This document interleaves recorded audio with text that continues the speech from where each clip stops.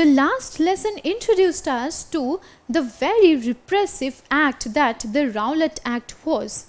It was passed in March 1919, and on account of this Rowlatt Act, Indians could now be detained as political prisoners without any trial for as long as 2 years.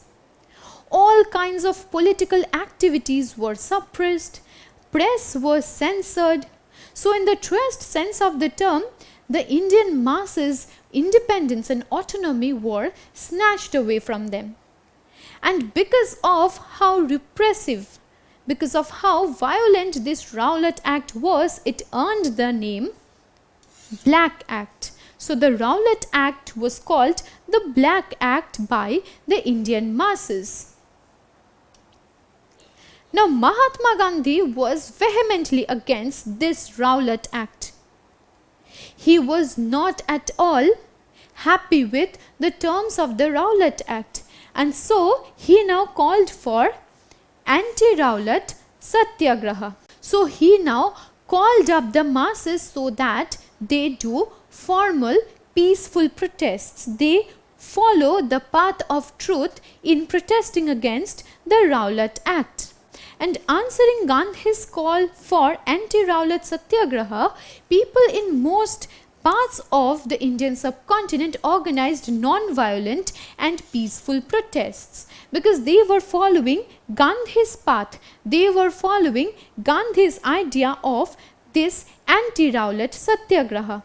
But this anti-Rowlatt Satyagraha, these non-violent demonstrations and peaceful protests did not remain so till the end of time, because in some time these took a more violent shape.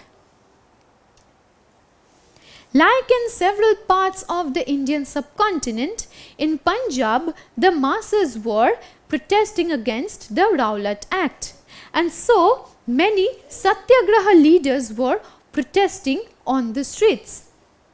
Now the British government found a threat, a challenge to their supremacy and authority in the Indian subcontinent, and so they had to curb and suppress any kind of demonstration, any kind of protest that came from the side of the Indians. And so they now forcefully deported many Satyagraha leaders to an unknown place. But the Indian masses were not to remain silent at this point. They were almost pushed to the edge, and so they now started agitating in front of the local police station. Because when different Satyagraha leaders were arrested and deported to an unknown place, these masses were no longer silent. They kept on agitating. But how did the local police officers, how did the colonial officials respond to this? The colonial officials kept on trying to suppress the masses. But when people are filled with anger, with disdain, with rebellious ideas, their anger and hatred cannot remain contained for long. And likewise, the angered mob retaliated by destroying several British official buildings. And they also killed 5 British officers. Now in Punjab, these protests were happening under the leadership of Dr. Saifuddin Kichlu and Dr. Satyapal. No one knew that these peaceful protests, this anti-Rowlatt Satyagraha, would take a violent shape. But it is what happened, because they were also infuriated when their leaders were arrested and deported, and so they kept on destroying many British official buildings as well as killing 5 British officers. The British government was both infuriated as well as afraid of the angry mob. The British government knew that they had to stop these rebellious masses from burning down police stations, from attacking the government officials. And to this end, martial law was declared in Punjab by April 13, 1919, and Amritsar was put under the command of General Reginald Dyer. Well, General Reginald Dyer was the architect of one of the most horrifying phases of colonial history in the Indian subcontinent, and we will be learning about this in a while. But while General Reginald Dyer was in charge of Amritsar and martial law was declared here, all kinds of demonstrations and meetings were banned. But unfortunately enough, this news of a martial law did not reach all the masses, which is why something very horrible followed after this. And these people who still wanted to agitate, who were still demonstrating and holding meetings against the colonial officials, against the colonial government as a whole, they were brutally lathi charged by the British government. But not all people in Punjab were aware of the martial law. And so, in the morning of April 13, 1919, which was also the day of Baishakhi, a lot of people gathered in a place called Jallianwala Bagh. Here, the masses were peacefully protesting against the Rowlatt Act. They did not carry any arms, any ammunitions, any weapons with themselves. It was a very peaceful meeting. They had just gathered. But General Dyer was infuriated. He was not to let this happen. And he closed the only entry and exit gate of this Jallianwala Bagh. What did he do? He now entered and saw so many people gathered together. These people did not really have any way to escape, because the only path through which they could enter or exit was closed. Now General Dyer kept on gathering his troops. He now started gathering his troops for a particular reason. What did he do? General Dyer now opened fire on the masses. So for 10 whole minutes, these people were being fired. So many people lost their lives. They were trampled, and even the children were not spared. They kept on firing, and so many innocent people lost their lives in this Jallianwala Bagh massacre.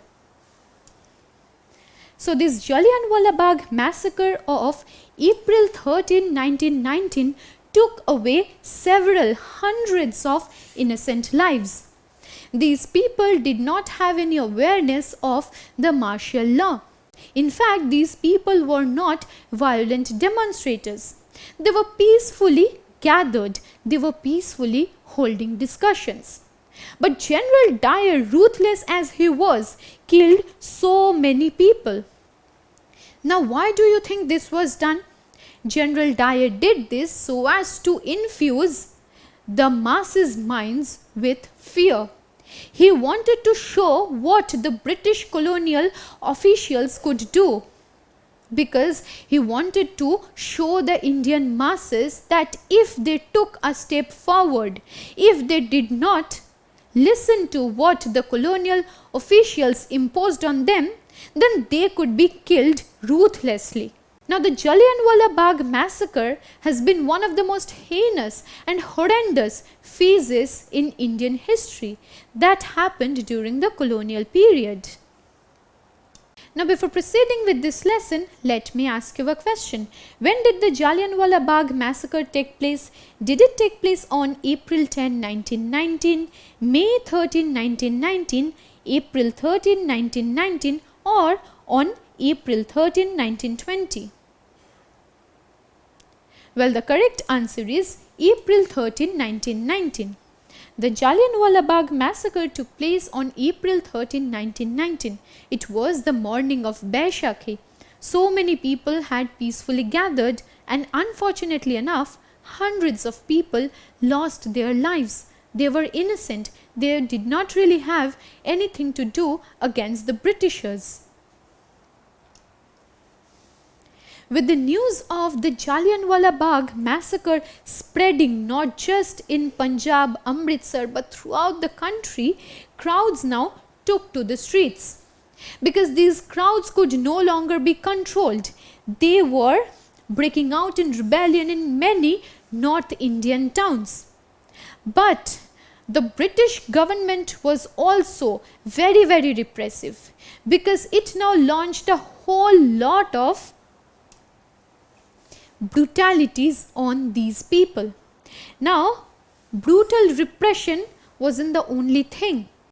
People were humiliated. Now, General Dyer had imposed the crawling order. In accordance with the crawling order, the Indian masses had to crawl on the streets. They had to rub their noses on the streets. And here we can see certain police officers overlooking this crawling order. A person is crawling on the streets.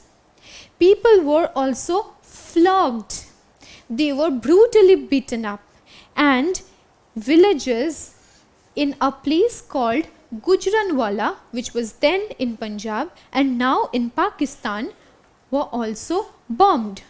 So the Britishers, on the other hand, kept on severely and brutally repressing the Indian masses following the Jallianwala Bagh massacre. Now, the Jallianwala Bagh massacre evoked protests from different people throughout the subcontinent. Many nationalist leaders kept on condemning this act on the part of the Britishers. At the same time, Rabindranath Tagore renounced the prestigious knighthood title that was conferred on him by the Britishers, and this was done to show his protest against the heinous Jallianwala Bagh massacre. With this, we come to an end of our discussion on how the heinous and the brutal Rowlatt Act eventually paved the way towards the Jallianwala Bagh massacre. In this Jallianwala Bagh massacre, a whole lot of people had gathered in a place called Jallianwala Bagh in Amritsar to peacefully protest against the Rowlatt Act. And General Dyer, without any warning, opened fire on these innocent people. Children, old people, even the disabled ones, no one was spared. So many people were killed in the Jallianwala Bagh massacre. And because of this, people like Rabindranath Tagore and other nationalist leaders condemned this act of the Britishers. And the Britishers also kept on brutally repressing all those people who were breaking out in rebellion and who took to the streets to protest against the Jallianwala Bagh massacre. So things kept on happening. In a chain of events, we could see how the colonial rule was severely repressive and brutal. Having talked about the Jallianwala Bagh massacre in this lesson, in a subsequent lesson we will be focusing on how Gandhi now tried to unite the masses so that a national level movement could be launched. Gandhi knew that he had to unite the Hindus and the Muslims so that they could together, unitedly, fight and overthrow the colonial rule. With this in mind, here we end our discussion on the Jallianwala Bagh massacre. Don't forget to subscribe to our channel and hit the bell icon. You can also register for free at DeltaStep.com or download the DeltaStep app to learn one-to-one with our amazing teachers or to get access to all our 5,000 plus amazing videos as per your school syllabus. Master each topic with our adaptive practice technology. Get million plus questions with step-by-step solutions and unlimited mock tests. Get all your doubts resolved instantly. Learn via games and win amazing prizes like PlayStations and iPads. So at DeltaStep, learning is not just fun and easy, it's rewarding too. So register for free now.